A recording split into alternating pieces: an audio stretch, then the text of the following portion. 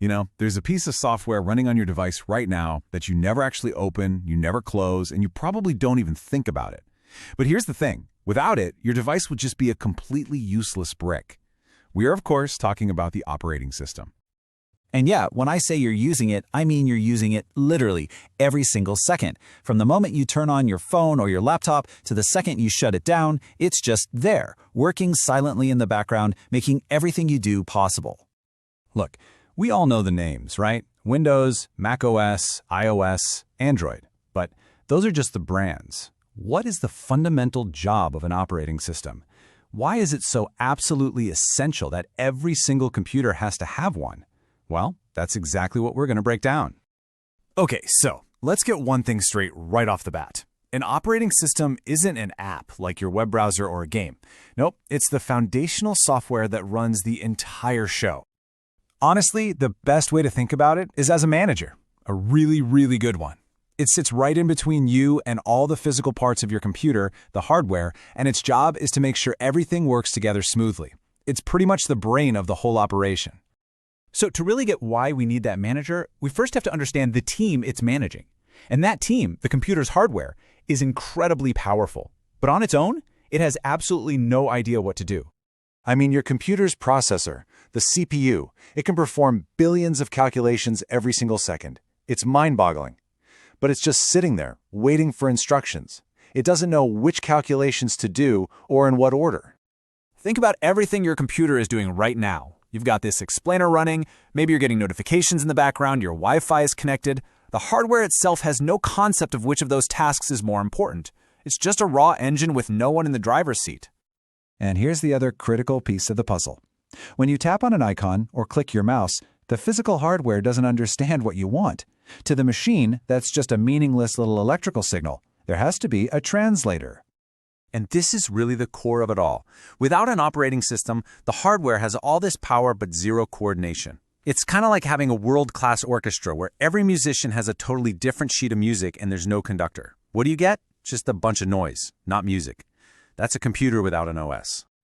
So, we've established the big problem is a lack of coordination. The solution, then, is a master coordinator. And this is the absolute core job of the operating system: resource management.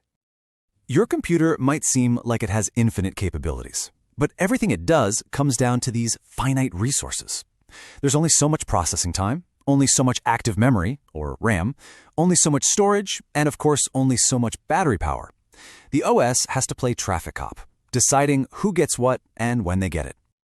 And this is why you can listen to music while you write an email and have 20 browser tabs open at the same time. It's all because the operating system is expertly juggling all those limited resources, giving tiny little slices of its attention to each application so fast that it feels like they're all running at once. It's an illusion, but a brilliant one. So let's just take memory, or RAM, as a quick example. The OS carves it up and gives each running program its own little plot of land to live on.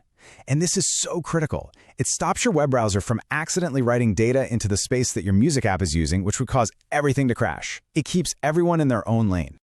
The OS is also the world's most efficient filing clerk. Seriously, when you save a document, you just see it pop up in a folder. But behind the scenes, the OS is doing all the heavy lifting, organizing the data, tracking exactly where all the ones and zeros are physically stored on your drive, and even controlling who has permission to see it. So, the OS is a brilliant resource manager. We've got that down. But it also plays another absolutely critical role. It's the perfect translator, acting as the middleman between two very, very different worlds. On one side of the gap, you have us. We think in terms of what we want to do. I want to open this photo, or I want to play this song. And our apps are all designed to help us do just that. And the operating system sits right there, smack in the middle, ready to catch all those requests.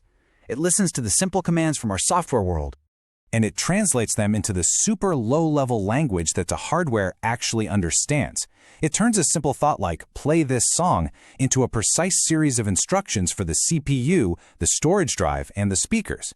Without this translation service, the two sides could just never communicate. Now, this whole translation job also covers two other things you deal with every day. On one hand, you've got the user interface, all the windows, menus, and icons you see. That's the friendly face the OS puts on, so we don't have to type in code. And on the other hand, it's our security guard, keeping programs separate from each other and managing permissions to keep all our data safe. All right, so let's zoom out and put this all together. It should be pretty clear by now that the OS isn't just some nice feature, it's the fundamental software layer that actually makes a computer a computer. And this is true for every single computing device you can possibly think of. Your laptop, your smartphone, your tablet, even those massive servers that run the internet. Their interfaces might look totally different, but underneath the surface, Windows, iOS, Android, and Linux are all doing the exact same fundamental job. So, at the end of the day, here's the takeaway. The operating system takes the raw, chaotic power of hardware and brings order to it. It's what makes multitasking a reality. It provides the interface that makes these complex machines usable by all of us, and it builds in the stability and security we rely on every single day. I think this quote just says it all, doesn't it? The OS is what unlocks that potential. It's the spark that turns a lifeless box of metal and silicon into the incredibly powerful tool that has, reshaped our world. Which leaves us with a final thought. Today, operating systems manage things like CPUs and memory. But as technology keeps evolving, with AI assistance, augmented reality, and things we haven't even dreamed up yet, what new, complex resources will the OS of tomorrow be responsible for managing? It's a pretty exciting question to think about.